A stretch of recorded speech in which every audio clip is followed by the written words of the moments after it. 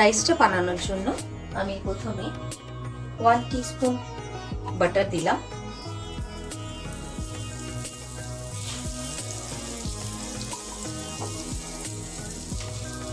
এর সাথে আমি একটু সাদা তেল মিক্সড করব, 1/2 টিস্পুন মতো।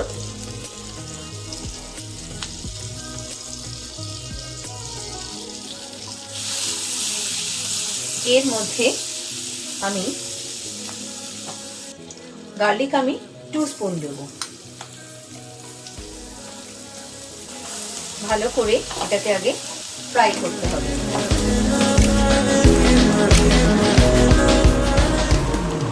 একটু লাল লাল করে এটাকে ফ্রাই করতে হবে। গার্লিকটা ফ্রাই হয়ে গেছে, আমি গ্যাসটা অফ করে দেব।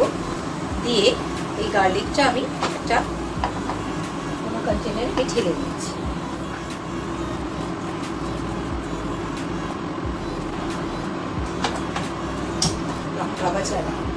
গ্যাসটা অন করে নিলাম।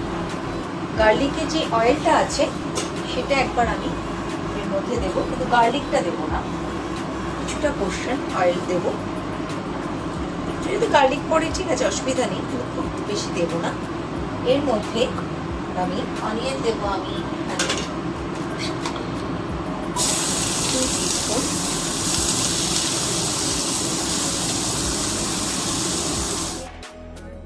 বাটার আরেকটু আমি দিলাম 1 স্পুন মতো।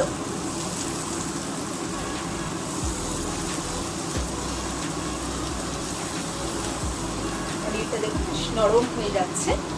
এর মধ্যে আমি একটু নুন দিয়ে দেবো, নুনটা একটু টেস্ট অনুযায়ী, কারণ বাটারে তো অলরেডি একটু নুন থাকে।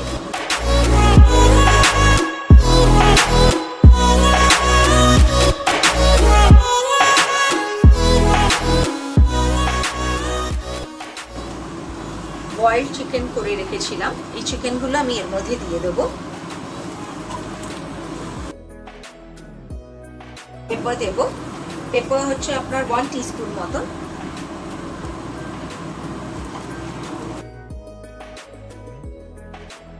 আমি রাইস কিছুটা বয়েল করে রেখেছি, সেই রাইসটা আমি অল্প অল্প করে দিয়ে দেবো। আর যদি ধরুন আপনি এখন রাইস করছেন, রাইসটা কিন্তু অবভিয়াসলি করার পর ঠান্ডা যেন থাকে রাইসটা, হ্যাঁ, গরম রাইস যেন না থাকে।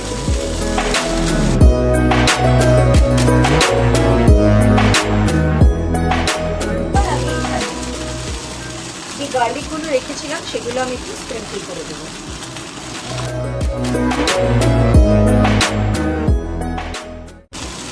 এর মধ্যে 1 টিস্পুন সোয়া সস দেবো আমি।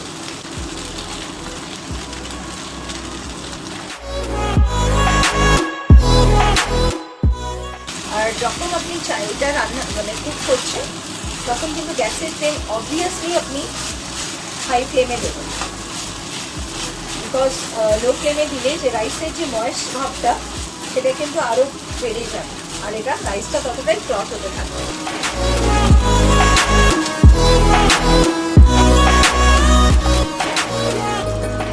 যারা এইভাবে পারবেন না তারা এই দুটো স্প্যাচুলা দিয়ে জাস্ট এরকমভাবে নেড়ে নেবে, একটু টেস্ট করে নেবেন নুনটা যাতে ঠিক হয়, নুনটা ঠিক আছে কিনা।